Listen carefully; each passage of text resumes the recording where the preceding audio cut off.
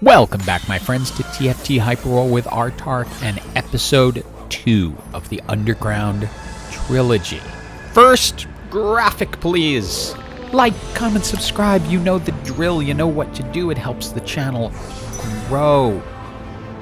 And we're going to be doing lives on the weekends, I hope. Depends. We don't know if Hyper Roll is coming in or when in Sep 9, but we're hoping it appears soon. And with that said, let's get started. Now, unlike yesterday's Underground that we kind of had to force, this one just said, Underground, over here. See me? On the left. Underground Heart. You get a Vi. You're going to have an additional anyway. So, yeah, you're starting off with it. I had a Morgana out of the NPC round, which made this decision even easier.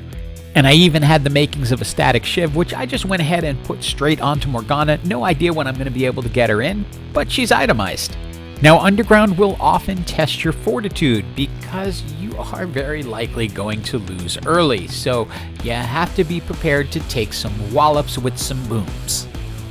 But as I've mentioned often in videos, when I see somebody building Underground, especially with an Underground Heart, those are the teams I'm watching out for because you don't know what they're going to turn into. It's going to depend so much on items, champions, and whatever they come across along the way. They were the most dangerous in the end. And at the end of the day, I'd rather personally win streak rather than lose streak because you start to feel a little vulnerable when you're down at the bottom of the health charts. But at the same time, you can get a lot of cool stuff out of it. Now, and as for an item choice here, I really cannot resist the spatula, even though I'm hoping to get a Tactician's Crown out of Underground. I might be able to get another spatula along the way, and maybe I can end up with 2 Tactician's Crown. Obviously, we're continuing this heist.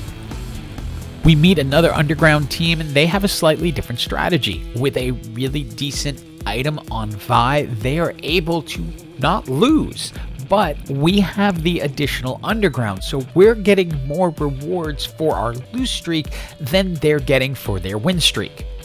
It is time for our second augment, and you know what I'm going to go looking for now. There it is, Unrelenting Force. I just love this augment for Vi. It really works in Underground because it gives you a decent tank up front.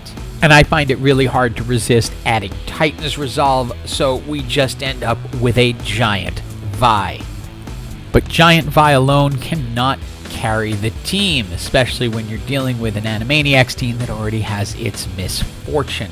So they're going to have a lot of power, especially if she had to cast, which she didn't even have to do. Now, I was really hoping bringing Rammus in could help us get a win and keep us out of absolute imminent death. But no, that was not the case as we run into a 3-star gold Silas and we're down to 6 health. Now here's the real quandary. I see an Aurelian Soul, then I see a Glamorous Gauntlet. I know that can be a fantastic item for Aurelian Soul. The next fight, win or lose, doesn't matter. Because the most I can lose is 4, so I'm in the game no matter what. But I was afraid if I passed this one up, I might not get as good of items, and I want that Glamorous Gauntlet on Aurelian Soul. The Mormelanomicon isn't that interesting because it just duplicates what Aurelian Soul is already going to do, which is going to be to apply Burn Wound onto the opposing team, and it's not going to stack. This was a difficult choice because win or lose, I was going to get another heist chance this turn since I was at 14, but I decided that Glamorous Gauntlet was worth the risk.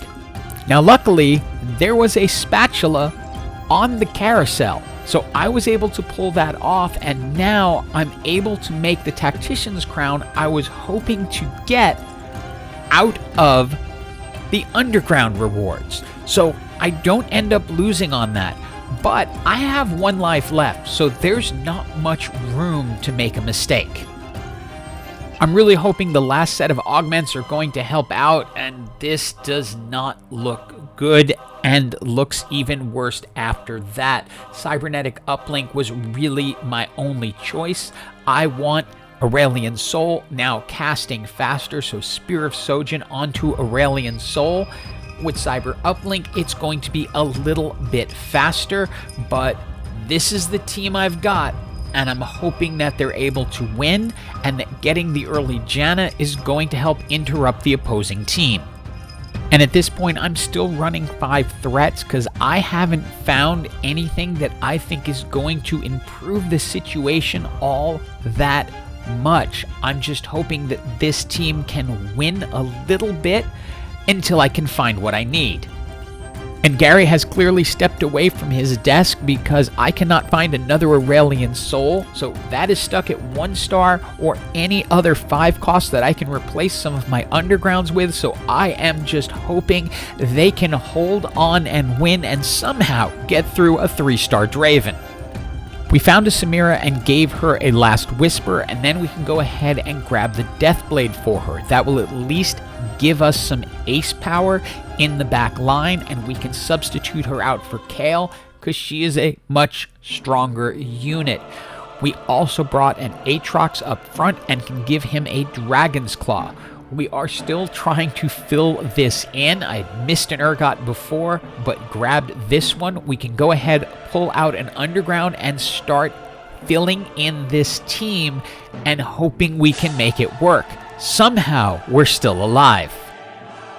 Getting Aurelian Soul up to 2 stars was absolutely key. The Glamorous Gauntlet does a huge amount of damage, and you can see that here as he just levels the entire team and the damage charts.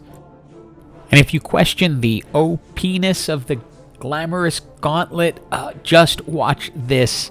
The team gets leveled on the first cast, and the second just cleans it up. Aurelian Soul destroys the damage charts and brings us into the top 4. And we have what would normally be our last item choices, but we're still running Underground, so there might be more. Chalice of Power to go on Janna to give Aurelian Soul more power, and then a Deathblade for our 2-star Urgot. This will just make him stronger.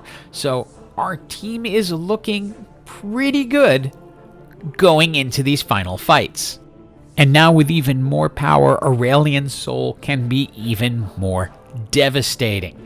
Look at what that does to the large part of their team. Enter Fiddle, who can act as distraction, and then our team can just clean everything up and put them out and even send their little legend airborne at the end.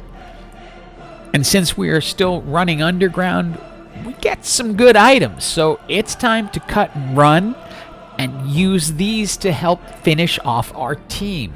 A Hextech Gunblade is a perfect item for Fiddle. He will get more health back as he goes. Spear of Sojin onto Janna so she can cast more often and let Urgot shred more armor. Now the team we are going to face off against, that is the other Underground team from earlier in the match. Underground teams have a habit of getting into the top 4, but it requires a lot of luck and then some really quick movement on your items. We just happened to get the Glamorous Gauntlet, which gave our Aurelian Soul so much power, but Janna led the damage charts that time, and she's just a 1-star. Thanks to Urgot dredging up components, we get a final item, and it is a Shroud of Stillness that I can use to protect that side of the board. I've been checking in back and forth, and that is where their Misfortune is placed, which is who I want to shroud, because this is an Animaniacs team, and as we know, Animaniacs teams, well, they can ruin your day if you want to win. Luckily, they did not move Misfortune, which gives us a really good chance to solidify this win. We have the 2-star Aatrox, we have the 2-star Urgot, we have our 2-star Aurelian Soul with the Glamorous Gauntlet, who is just going to do massive amounts of damage, and of course, the big giant Vi. and it's GG for everyone. Hope you enjoyed this episode. Tomorrow's, it's gonna end with a bang. I think you're gonna love it. And as always, have an absolutely awesome day.